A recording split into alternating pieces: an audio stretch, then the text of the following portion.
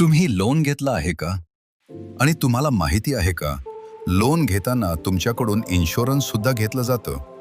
होय, अनेक वेळा बँक किंवा एजंट तुम्हाला न सांगता लोन सोबत इन्शुरन्स ॲड करतात.